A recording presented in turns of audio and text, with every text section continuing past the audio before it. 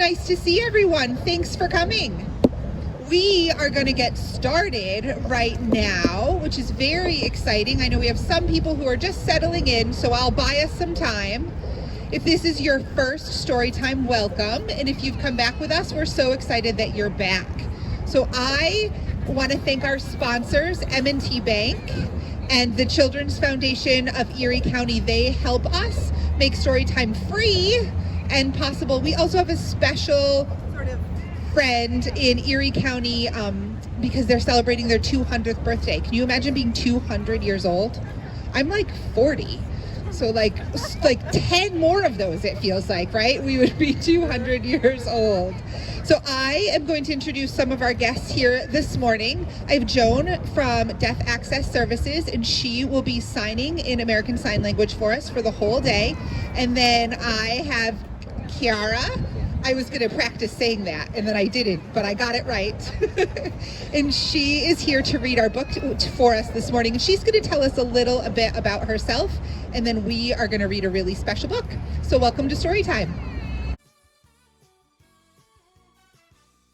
My name is Kiara Santiago, and I am a visitor experience specialist over at the Niagara Falls Underground Railroad Heritage Center. Very long name. It's a mouthful. But with that said, we are located in Niagara Falls, New York. We are a small little space, but with a lot of information and history within our space. I am here today to read a wonderful book about Harriet, and specifically who she was before she became this household name that we know and love. So to start off, Before She Was Harriet by Lessa Celine Ransom, illustrated by James E. Ransom.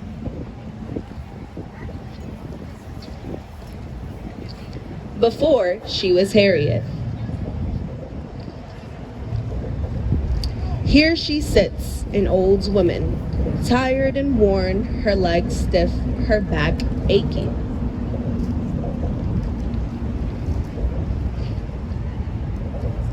But before wrinkles formed and her eyes failed, before she reached her twilight years, she could walk for miles and see clearly under a sky lit with only stars. So here you see Harriet walking with this walking stick and the stars all around her above. Before she was an old woman, she was a suffragist, a voice for women who had none in marriages, in courts, in voting booths. Before her voice became soft and raspy, it was loud and angry, rising above injustice. So see, right here you see Harriet at a podium, and she is being that loud and angry voice to ensure that justice is served.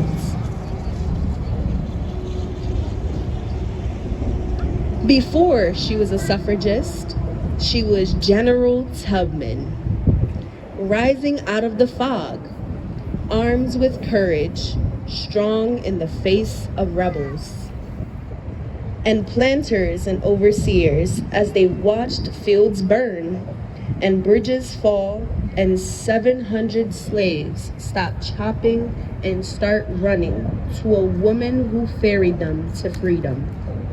To the Kabahi River turns River Jordan. So here in this illustration, you see Harriet Tubman, General Tubman in this case, in a boat with multiple freedom seekers. So real quick, parents, join me. When I say Harriet, you say freedom. Harriet? Yeah. Oh, I know you could be a bit louder. Come on, give me the passion. When I say Harriet, you say freedom. Harriet? Yeah. I love to hear it. Thank you. Before she was General Tubman, she was a Union spy, carrying secrets across battlefields to soldiers fighting in the Civil War for President Lincoln to end slavery. So here you see General Tubman, who later becomes a Union spy hiding behind a tree. She is, as you can see, a spy along with soldiers in the background. Before she was a Union spy, she was a nurse, caring for those hit with bullets and hatred and fear, tending to them with bandages and words in the bloody dirt of the southern soil. So here you see that she is bandaging, she is helping, she is healing those who fought in the Civil War, making sure that they are okay and they are healthy.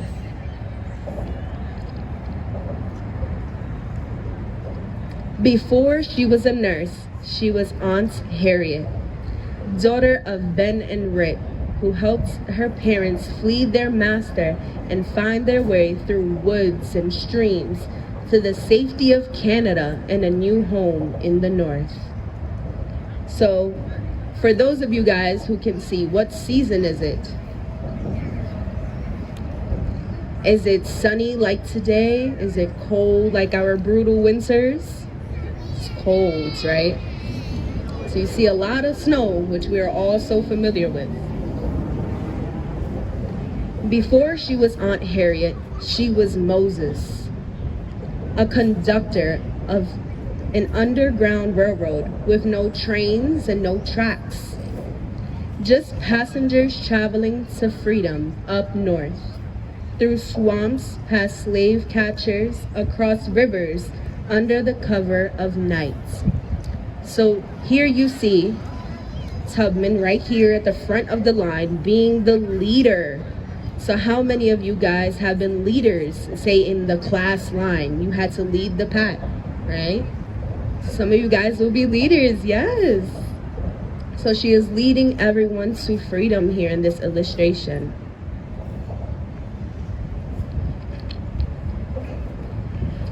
Seeking the promised land for her people, led by dreams and God and faith. A wisp of a woman with the courage of a lion. So she was such a brave woman, they compare her to a lion. So for everyone here, give me a big roar. Roar. Yeah, thank you. Before she was Moses, she was Minty of Maryland, of one slave owner, and then others who worked her, punished her with lashes, broke her back, but not her spirit. So here you see that before she was all these courageous things, she was Minty, an ordinary person who was enslaved. And she is here illustrated on a plantation where she was enslaved. And she's working hard and they would brutally beat her.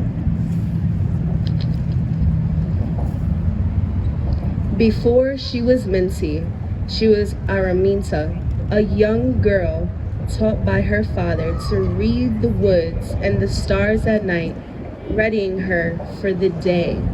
So Minty is a name that she later on had as a nickname. So her real name is Araminta. And she was just a young girl, as spoken here, who was taught by her father to be able to understand how the woods were and how to navigate through those woods, because the woods can be pretty scary sometimes, even as a young child. She also learned how to follow the different stars, which some of you guys are going to learn about today. She'd leave behind slavery along with her name and pick a new one, Harriet. So fun fact, Harriet is actually a combination of her husband's name and her mother's name. So here's an illustration of young Harriet.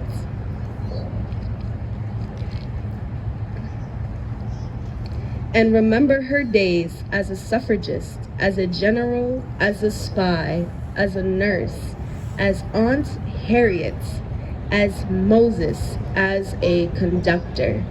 So you see she is first here, as you can see, getting upon a train in which she is going to escape further, eventually reaching Pennsylvania.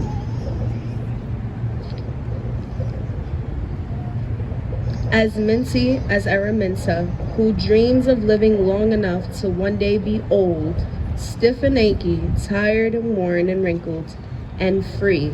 So once again, when I say Harriet, you say freedom. Harriet? Freedom.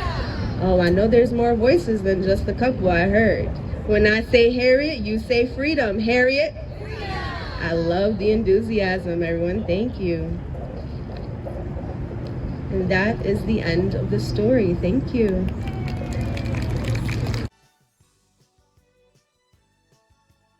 Stand up. Let's get ready to move. Parents, you too. We gotta shimmy our bodies too, parents. We gotta be able to chase these babies around. So when they move, we gotta move, right? All right, are we ready? So first we gotta warm our bodies up. So take those arms and shake them out. Shake, shake, shake. And put your arms down. Pick up a leg, shake a leg. Other leg, shake a leg. Just shake all those sillies out. And then turn around in a circle. Getting all those sillies out. Then go the other way. One more time, go in a circle. And the other way. Oh, are you dizzy? Oh my goodness. Miss Cherish is so dizzy. Now we gotta take a seat because we're so dizzy. Put your feet flat on that floor and then sit down. And then come on up. Sit down. Come on up. Sit down. Come on up. Now I want to see how strong your legs really are. Can you sit down? And then jump up. Jump up. Sit. Jump. Jump. Jump. One more time. Jump. Oh, those are the best jumps I've ever seen. Good job. Reach for your stars. Grab those stars. Bring them down to your feet. Throw the stars back up in the sky. Grab those stars. Bring them down to your feet. Throw them back in the sky. And run in a circle. Circle, circle, circle. Other way, circle, circle, circle. Freeze. Are you tired? Oh, you just better not be. You should not. All right. Did we hear Miss Rosa? Did she move around a lot? Did she walk and run and do a lot of things? I think it's time for us to go in a circle and run in a circle. Are we ready? Moms and dads, out of the way because it's going down. Ready? Run, go! Oh, I'm coming to get you. I got you, I got you. Oh my goodness, he's so fast, I can't get him. Oh, he slid. Oh my God, I'm being chased. I'm being chased. They're coming to get me. Oh, you can't catch me, you can't catch me, you can't catch me. You can't catch me, oh no. I'm being chased. Oh no, you fall. Up you go. You can't get me, you can't get me. Oh, she got me. She got me. Did you see that? She's so fast, she got me. All right, come on back. In your spot. Sorry, YouTube, I had to go. Sorry. All right, let's stretch it out. Arms out wide. Opposite hand touches the other side of your foot. Right hand, left foot. And back up, other side. Touch your foot. Bring it up. Down and up. Down and up. This time in the center of your feet. Hold it there. And then come on up. Arms across your chest. Give yourself a hug. And then breathe up. Bring the air out. That laugh is amazing. Breathe it up. And take it out. Give yourself a hand. How do you feel? Are you excited for the rest of your day? All right. I'll see you guys next time.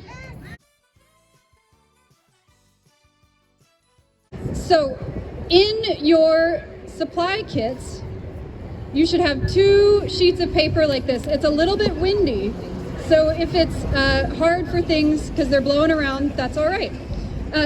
What we have here are 2 parts of a star chart. And this star chart is a map of the sky.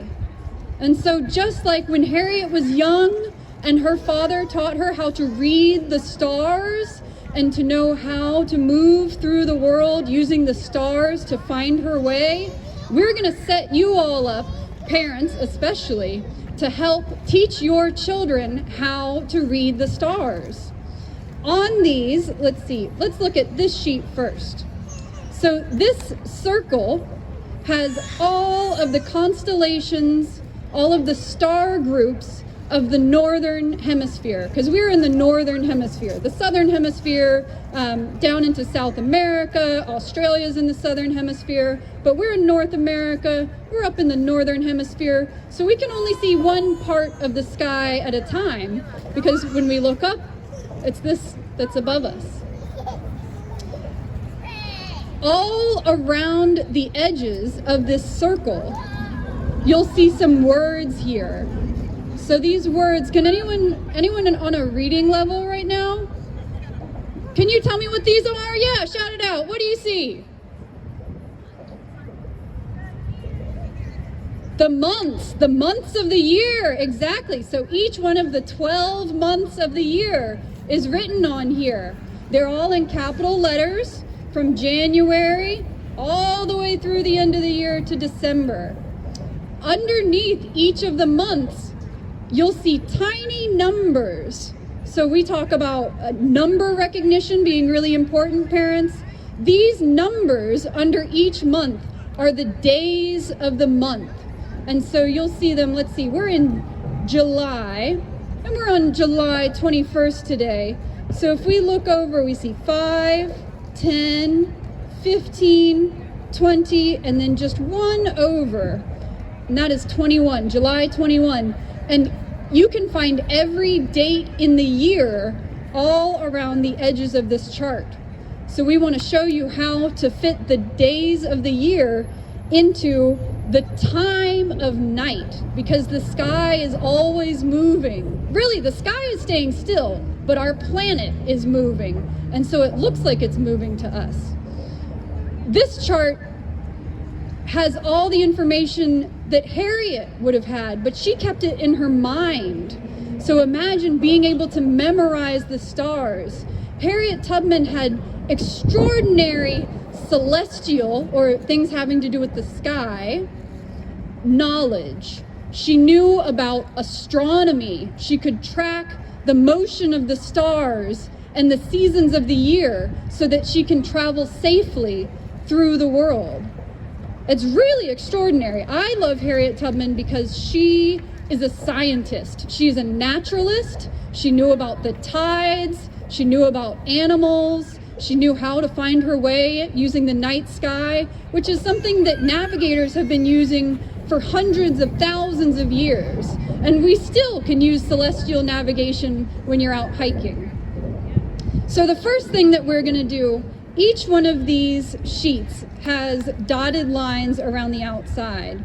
So you'll cut all along the outside of this sheet. And we're just going to cut the top part off first. Thank you, Miss Jamie, for holding that.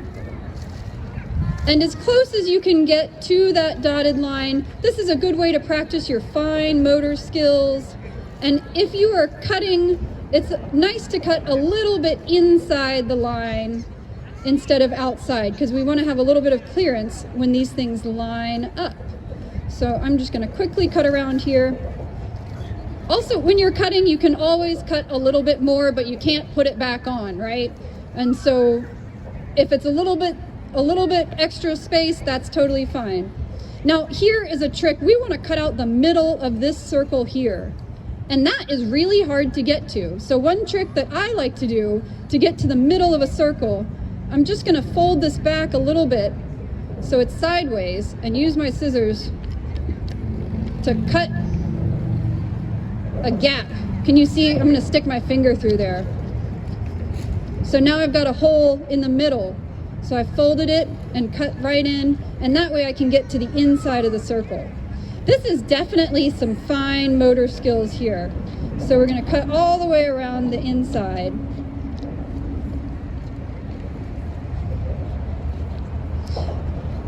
I'll come back. I'm trying not to do too perfect because, you know, time is of the essence here, and you all can continue to practice this at home. So now I've got the inside of my circle cut out. And now we need to cut our top chart. Thank you so much, Miss Jamie. So here we've also got our directions right on the circle. It says cut out along the circle. So we're gonna cut the very outside of this piece of paper. So I'm gonna cut around January. I'm gonna cut around February. I'm gonna cut around March. I'm gonna cut around April. Then I come up on May.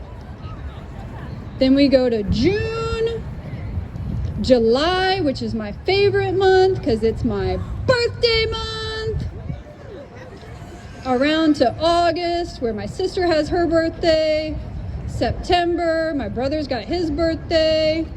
October, November, December, and then we are back to January. So we're gonna have our full circle cut out like this. Thank you so much, Miss Jamie. So this is our map of this night sky, and that X right there in the middle, that X is the North Star. And the North Star is important because no matter where you are in the Northern Hemisphere, when you look up, you'll always be able to see it at the same spot, because our planet is turning in a way that that star stays stationary.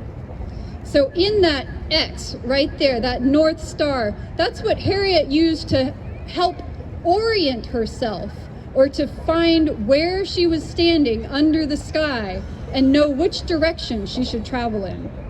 So we're gonna take our small metal brad, I don't know if you can see this, it's very small, and we're gonna stick it right through the middle of that X. And now we have a golden North Star. Now this is the part where it all comes together. So this is our outside shell. The first thing you want to do is fold along this bottom line here. We're going to fold that up right along the dotted line.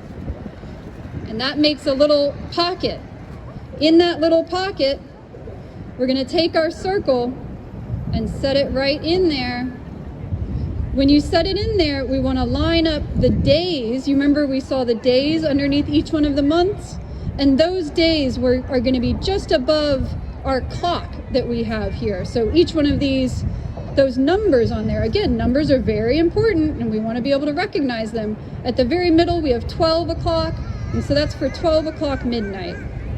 And we're going to take our brad here, and we want to stick it right through the back of the paper to hold everything in place.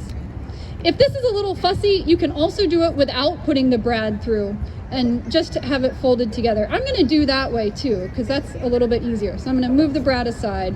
We've got our pocket that we made here, and then I'm going to fold the sides in, and I'm just going to fold them from the front to the back, and you've got your instructions on the back here, and we'll just go over that and then we'll be ready to move on.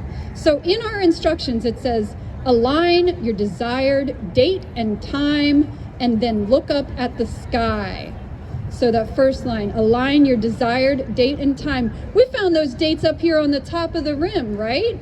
So imagine, we're gonna say it's July 21st, so I'm just gonna find July 21st on the top circle. We've got our month and our day, and we're gonna imagine that we're out at midnight, in the middle of the night, because Harriet Tubman was going out in the middle of the night, which not only provided coverage because it's harder to see people, but also, can you see the stars during the day? Do we see some stars outside right now? No, we see the stars at night. And so one thing that you'll notice on your clock, it starts at 6 p.m. Goes 6 p.m., 7 p.m., 8 p.m., 9 p.m., 10 p.m., 11 p.m., midnight. And then into the morning, 1 a.m., 2 a.m., 3 a.m., 4 a.m., 5 a.m., and 6 a.m. How many of you get up at 6 a.m.? I've started to. It's a little bit easier now that the sun is coming up early. So at 6 a.m., we'll pick today at 6 a.m. At 6 a.m., so we're going to line up today's date, July 21st, with that 6 a.m. time, super early. And if you are able to see the stars at 6 a.m., this in the window is what you would see. So this window here. The way that you need to know which stars are closest to you and which stars are farthest away, you have the horizons. And parents, these are horizons that you'll know which direction you're facing. I did a little research earlier. The carousel is immediately to our south, and our friends at Explore and More, the building, is just to our north. So if we're facing south, we want to take the southern horizon and point it towards us. So that southern horizon, you put it at your belly, and at 6 a.m. on July 21st, you hold that up, and these are what you would see in the night sky. So take a look at the map that you have, and each of these star locations will be just as you see it in the night sky. So you can look for the patterns. Patterns are a great way to recognize the constellations, see the ones that are close to you and the ones that are farther away. And parents, really, this is a great activity to do together. You can model it for them. You can have your kids see if they can find something. Maybe you want to start with finding something in the sky and then trying to figure out which one it is. We are going to flex our imaginations in a few minutes after our friends from the library, and we are going to play with our really neat-o imagination playground. Ms. Harriet Tubman must have had an amazing imagination to do everything that she had done. You gotta flex that imagination, and you have to practice using it to make it nice and strong, just like our muscles and our body when we were moving them earlier today, right? Anyway, if you want to build an imagination playground at home, what are some things you think you'd use? Maybe cardboard boxes? What about pillows?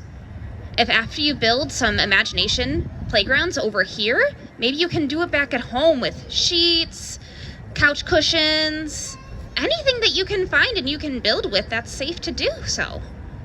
All right, my friends, so in a little while, we're gonna do some building. We're gonna use our imagination to create some really cool things that we have, all right? And there is no right or wrong way to do it. Thank you so much. Today I have a few things to talk about in relation to the Underground Railroad and some art traditions within the African American community that I'd like to share with you.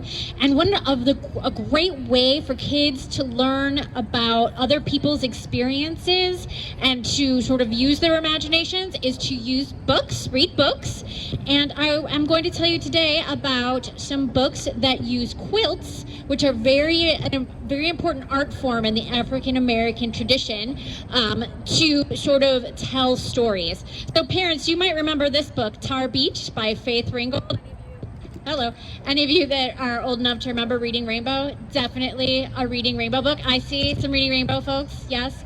Librarians love LeVar Burton and Reading Rainbow. We're totally into it.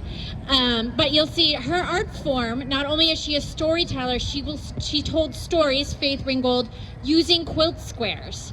And there is another book here called Stitchin' in Poland. It's actually a book of poetry, and it is about their poems in honor of the quilts and the artist in Gee's Bend that make quilts, and it's a way of sharing traditions, telling stories, spending time together, making quilts and sharing the patterns and, you know, spending time together as a family. It's a really great book.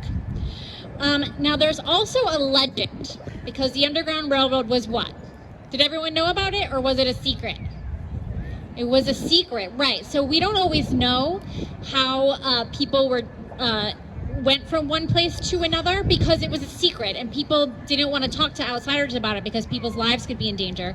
But one of the legends, historians aren't necessarily sure if this is true, but one of the legends is that people would use quilts to tell people, gather your things, it's time to go. This is a person that can help you on your way. Again, it's a legend, it's a story, which is a great way, again, of people learning about the past and empathizing with the people and the things that they went through as as they escape to freedom. So we're going to make a quilt, a story quilt ourselves. So if you look in your kits, hopefully it won't all blow away, you'll see this red sheet of paper. Thank you. So this red sheet of paper will be your big quilt square. Write this down. And then inside, you'll find all sorts of squares and triangles with which you can make your own story quilt. So on each piece of paper, use your crayons and you can tell a story. Like today, I drew a picture of, look, it's all of us here at Canalside.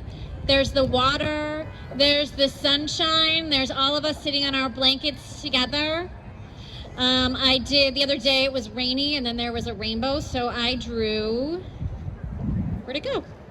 Oh, here it is. I drew a rainbow with some clouds and the sun.